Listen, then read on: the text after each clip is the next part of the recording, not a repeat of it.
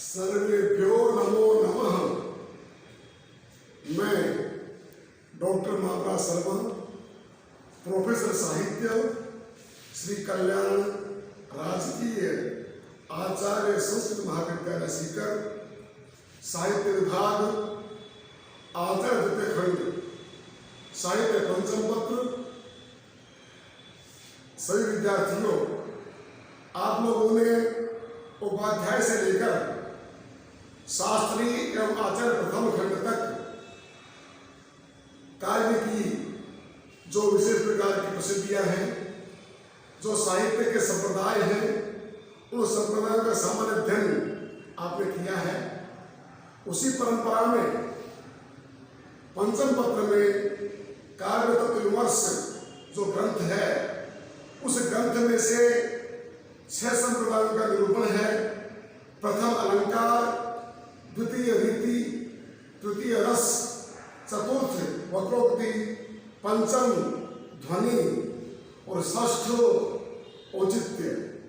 हम सब ने अपने पाठ्यक्रम में इसी कक्षा के अंदर अलंकारों का निरूपण और रीति का विवेचन 3 भागों में, अलंकार विधान भी 3 खंडों में था और रीति विवेचन भी 3 खंडों में था। 3 भागों में हमने अध्ययन किया है।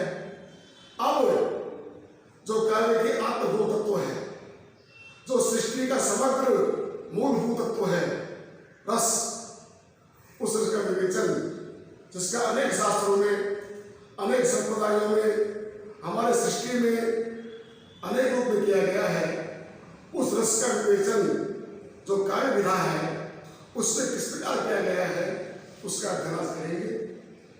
रस क्या है? रस का विवेचन करने के लिए हमने सर्वप्रथम एक भाग के रूप में आज बता रहे हैं। प्रथम प्रश्न होता है, रस किसे कहते हैं? अस्मिन् जगति सर्वेषां शब्दानां द्वित्वात्मका परिभाषा भवति। एका शाब्दिक परिभाषा, अपरा च भावात्मक परिभाषा।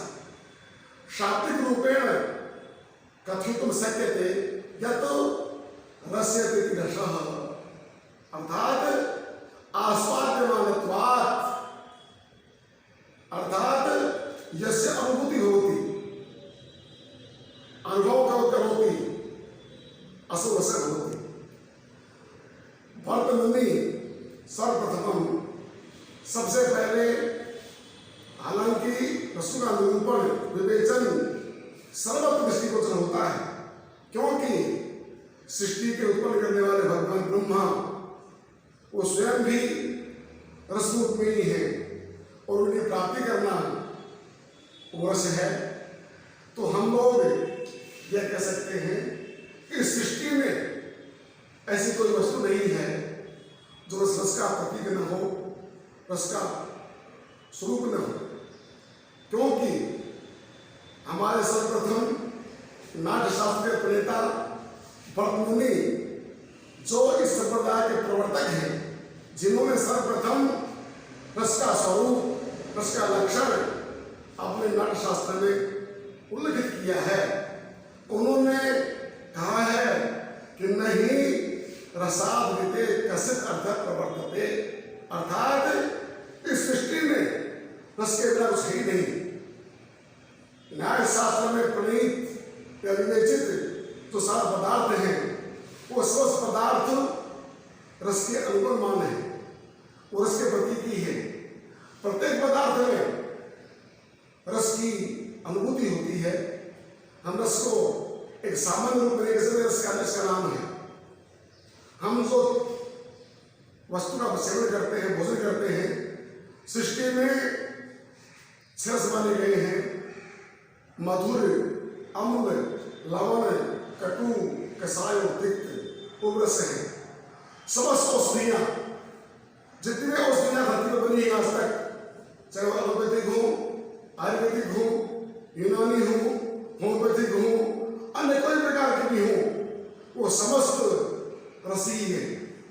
रसायन अर्थात समस्त औषधि का नाम रसायन है। रस ही जितने भी द्रवीभूत तत्व होते हैं, तरल पदार्थ हैं, वो समस्त सृष्टि में जो प्रकृति है उसमें पंच भौतिक तत्व आते हैं।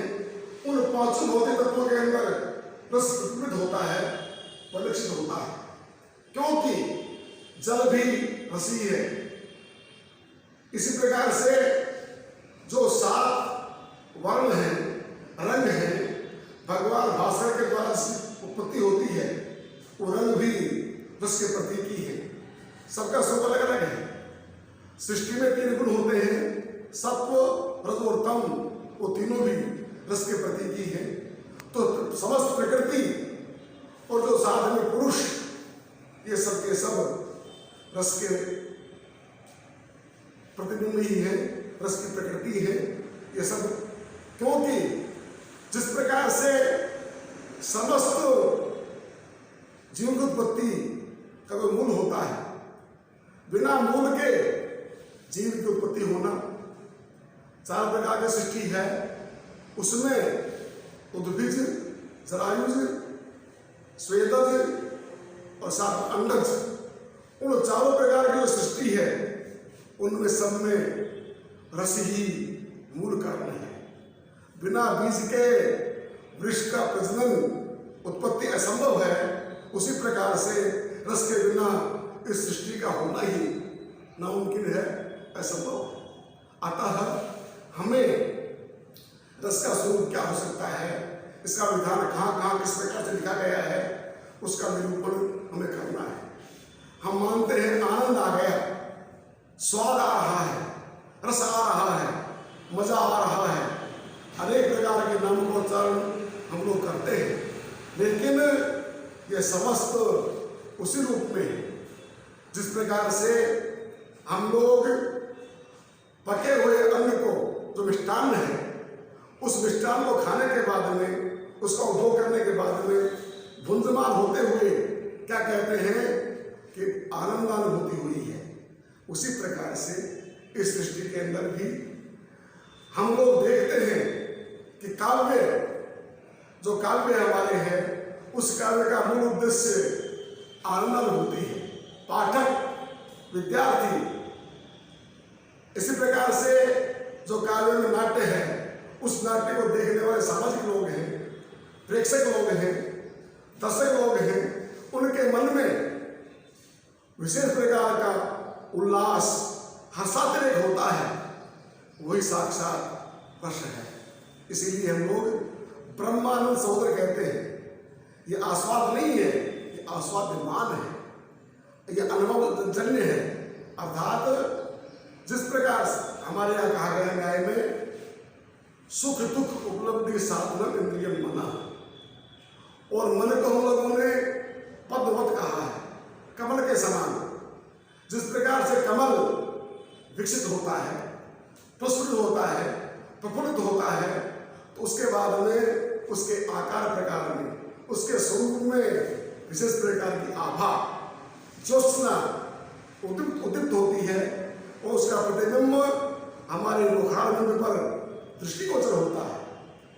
मन की प्रसन्नता का सूचक हमारे वक्त्र के ऊपर, मुख के ऊपर विशेष कांति होना, और मन में दुख होता है तो हमारे जो चेहरे की कांति है उसमें गिरावट होती है, पतन होता है, ह्रास होता है।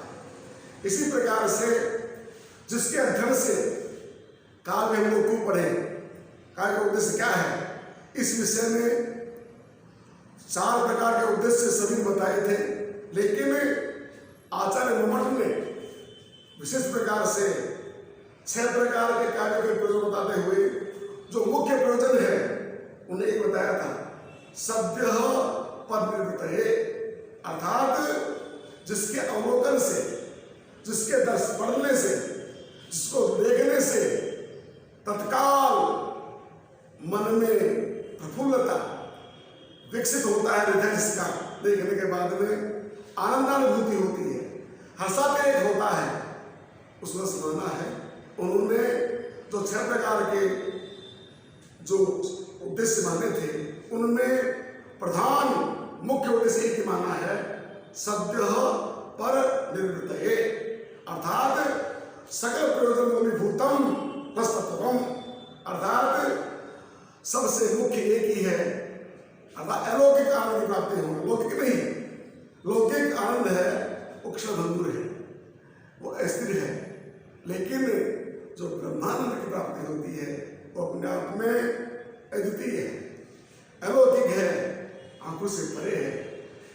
अब काव्यों में सर्वप्रथम भरतमुनि ने कहा था कि नहीं रसादृते कसित अर्थ प्रवर्तते, अर्थात रस के बिना कोई अर्थ नहीं होता।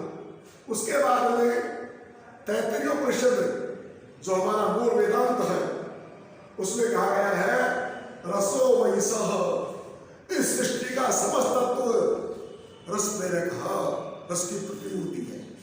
उसके बाद में क्योंकि इसको प्राप्त करने पर ही आनंदानुभूति होती है, अर्थात समग्र प्रकार का आनंद, प्रसन्नता, आसमंता दंडानंद, इस प्रकार की अनुभूति होती है। अब हम ये कह सकते हैं कि जो ब्रह्म है वो साक्षात रस है और उसकी जो अवाप्ति है, उसकी प्राप्ति है, अर्थात ब्रह्म को प्राप्त करने पर जब वाल्मीकि जी इतने मग्न हो गए कि उनके शरीर के ऊपर किस प्रकार से क्या हो रहा है उसका भान नहीं रहा, उस प्रकार की अवाप्ति जो होती है वही मुख्य रूप से आनंद की उपलब्धि का साधन है और वही रस है। नाट्यशास्त्र में भरतमुनि ने इसको और खोला है, 6ठे अध्याय के अंदर उसने रस का विचरण और स्पष्ट किया है। वो कहते हैं कि आस्वाद्यमान है, ये अनुभूति गम्य है, ये कहने मुझसे कहते हैं वो गुड़ कैसा होता है, मीठा। अब मीठा क्या होता है इसका कोई लक्षण नहीं है, क्योंकि मीठा तब होगा जब क्या करेंगे हम लोग उसका अनुभव करेंगे, अर्थात उसका सेवन करेंगे। हम कहते हैं कि प्रकार से वालों को कैरी कैसी होती है, तो क्या कर दिया, कैरी है नहीं हमारे पास में, लेकिन उस कैरी को बोलते ही बालक के मुख के अंदर पानी आ गया, अम्लता का अनुभव हो गया। उसी प्रकार से अर्थात रस है वो आस्वाद्यमान है। अनेक प्रकार के व्यंजन जो पके हुए हैं उनको हम खाते हैं, तब सर्वविधात्मक रस है प्रकृति के अंदर, उनका जो शरीर होते हैं वो उसका हर्ष पूर्वक उनका अनुभव करते हैं। उसी प्रकार से जो काव्य है उस काव्य में इसका नाम विभाव, अनुभाव, विचार विभाव, स्थायी भाव आदि दिए गए हैं।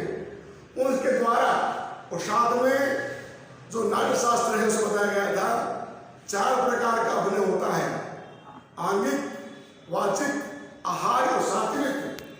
तो उन 4 प्रकार के अभिनय के द्वारा युक्त और अन्य अनेक प्रकार के भाव, विभाव, अनुभाव हैं, उनसे परिपूर्ण होकर के जो स्थायी भाव है वो स्थायी भाव जब हृदय के मन के अंदर प्रदीप्त होता है, उद्दीप्त होता है, तब उस व्यक्ति को आनंदातिरेक होता है।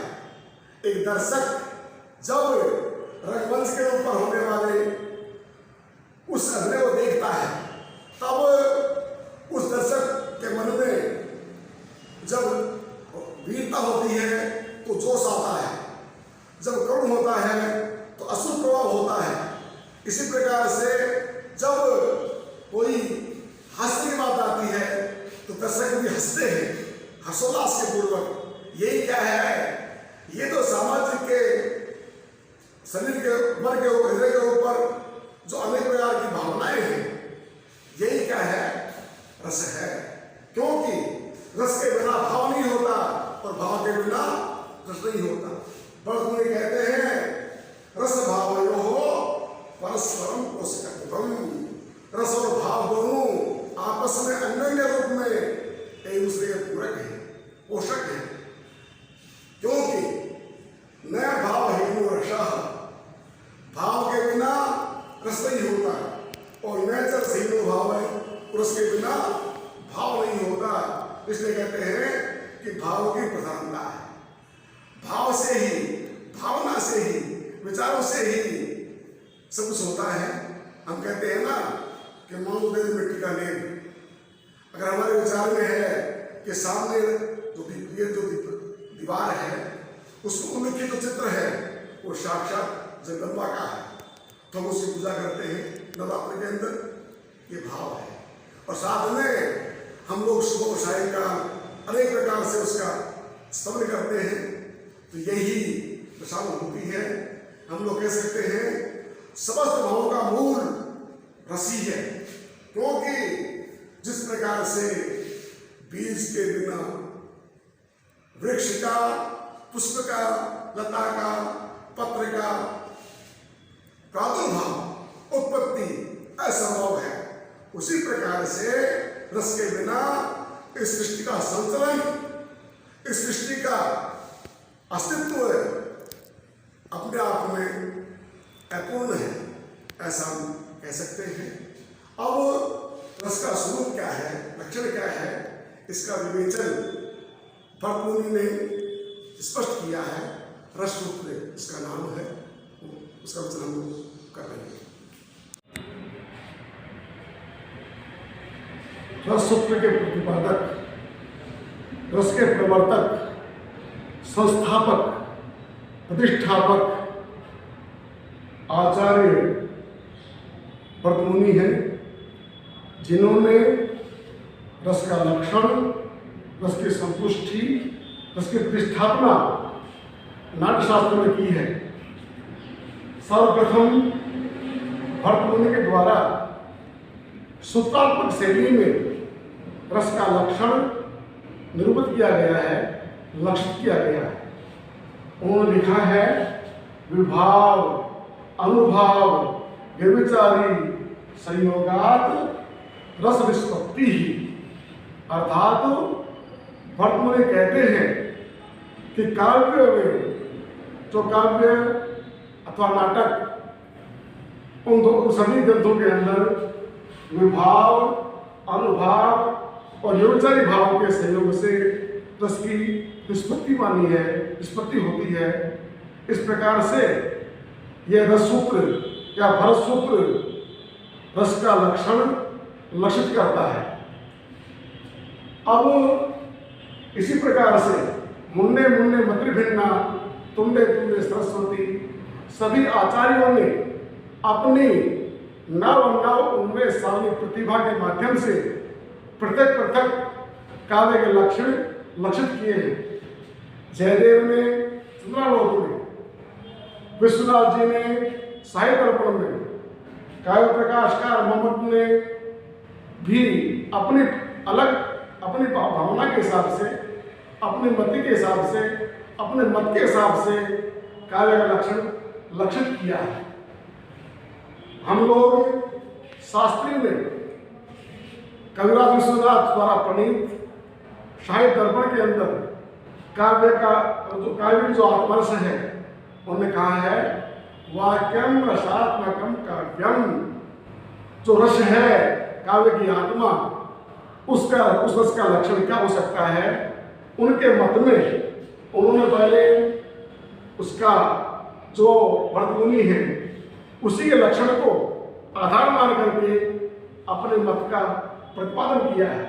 वो कहते हैं विभावेन अनुभावेन व्यक्त है संचारणा तथा रसतामेत्यादि ही स्थायी भाव है सचेतसा। मुख्य बिंदु एक ही है सचेतसाम, अर्थात सर्वधियानाम मनसी वासना रूपे यो यह स्थित है असौ रसा है। अर्थात सर्वधेय के मन में जो वासना के रूप में पूर्व में निहित है, वह भावना विशेष ही रस रूप में लक्षित होती है, प्रतिबिंबित होती है, ऐसा सब मानते हैं।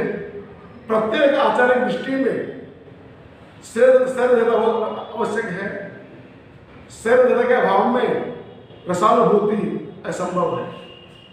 उन्होंने कहा है कि भाव, अनुभाव और साथ में संसारी भाव है, उनसे जो प्रकट होता है स्थायी भाव, स्थायी चीज, वही क्या है? अर्थात हृदय पटल के ऊपर अवतरित होने वाली वो भावना विशेष रस के रूप में मान्य है, ऐसा वो कहते हैं।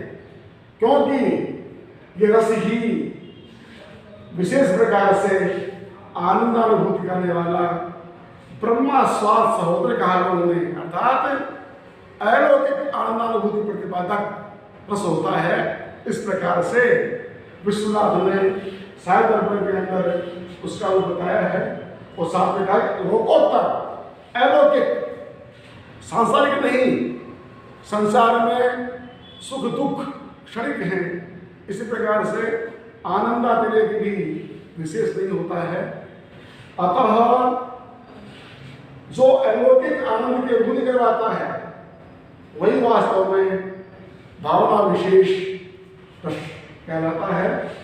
आचार्य मम्मट ने भी काव्य प्रकाश में विभाव अनुभाव तो विभिन्न भाव हैं, उनके द्वारा अभिव्यक्त होने वाला स्थायी भाव को समाना है। साथ में अब ये विभाव अनुभाव विभाव क्या होते हैं, इसकी परिभाषा, इसका निरूपण हम इस प्रकार करेंगे। इस संसार में जिसको हम कारण कहते हैं, अर्थात कार्य का प्राग भाव जो कारण है, उस कारण का नाम ही विभाव है। अर्थात संसार में जिसको हम लोग कारण मानते हैं, हेतु मानते हैं किसी वस्तु का, उसी प्रकार से जो काव्य नाट्य में कारण होता है, उसी को साहित्य प्रथा के अंदर विभाव विशिष्ट भाव है विभाव, इस प्रकार से निरूपित किया है। विभाव दो प्रकार का होता है, आलम्बन और उद्दीपन। इसका विवेचन हम फिर से करेंगे। साथ में अनुभाव, जिसको हम कार्य कहते हैं, अर्थात कारण की प्राक अवस्था, जो कारण की उत्तर अवस्था है वही कार्य है। उस कार्य को यहाँ पर साहित्य में काव्य नाटक के अंदर अनुभाव नाम से निरूपित किया है। इसी प्रकार से जो हमारे यहाँ सहकारी भाव होते हैं, अर्थात उस कारण और कार्य को आगे बढ़ाने के लिए जो सहायक होते हैं, इसके कई नाम है साहित्य में भी, व्यभिचारी भाव, संसारी भाव, सहकारी भाव। इस प्रकार से ये जो है, और बाद में इन तीनों के द्वारा स्थायी काम होने पर जो एक स्थायी चीज होती है, उसी का नाम स्थायी भाव है। अर्थात विभाव अनुभाव और व्यभिचारी भाव, संसारी भाव हैं, सहकारी भाव हैं, उनके द्वारा जो मूलभूत तत्वों में एक रूप दृष्टिगत होता है, वह मूलभूत ही स्थायी भाव कहलाता है। और वो स्थायित्व ही रस का रूप है, रस का प्रतीक है। इस प्रकार से सांसारिक कारण कार्यगत विभाव, सांसारिक कार्य कार्यगत अभाव, और सहकारी भाव सांसारिक, उसके बाद व्यभिचारी भाव या संसारी भाव होता है। इनका लक्षण, इनके भेद, इसका विवेचन हम लोग आगे करेंगे। द्वितीय भाग में, अर्थात हम लोगों ने अब तक रस का विवेचन है, इसका उद्देश्य क्या है, रस क्या होता है, रस की महत्ता किस प्रकार से बताई गई है, रस कहाँ होता है, किस प्रकार से इसका अनुभव होता है, इसका उल्लेख कहाँ कहाँ किस प्रकार किया गया है, और उसका लक्षण विद्वानों ने किस प्रकार से लक्षित किया है। इतना सामान्य ज्ञान हम लोगों ने आज के इस शिक्षण में, आज के इस कालांश में हमने प्रथम भाग के रूप में अध्ययन किया है।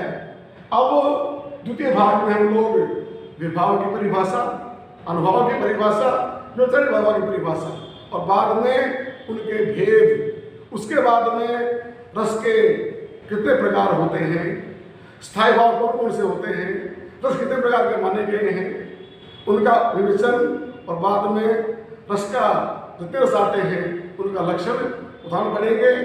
और अंत में तृतीय भाग के अंदर हम लोग मुख्यतः है जो भरत मुनि के द्वारा जो रसूत्र है, उसका जो अंतिम पद है निष्पत्ति ही, इसको आधार मान करके निष्पत्ति का अर्थ विद्वानों के द्वारा, मनुष्य के द्वारा क्या बताया गया है इस विषय में उल्लेख जो वर्तमान में 4 वाद प्रसिद्ध हैं, उत्पत्तिवाद, अनुमतिवाद, भुक्तिवाद और अव्यक्तिवाद। इन 4 के अलावा अनेक विद्वानों ने इसे कई रूप बताए हैं निष्पत्ति के। उनका उल्लेख, उसका निरूपण, उसका विवेचन हम तृतीय भाग में करेंगे, तब ही उसका समग्र विवेचन हम लोग कर सकते हैं।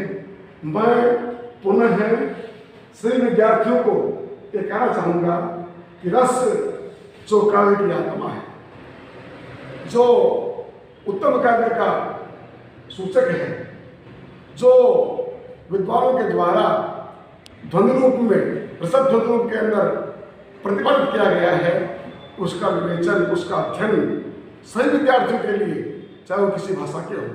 साहित्य किसी भाषा का नहीं होता है। समस्त भाषाओं का जो सार तत्व है वह साहित्य ही है, चाहे भाषा अंग्रेजी हो, हिंदी हो, संस्कृत हो, अन्य कोई भाषा भी हो।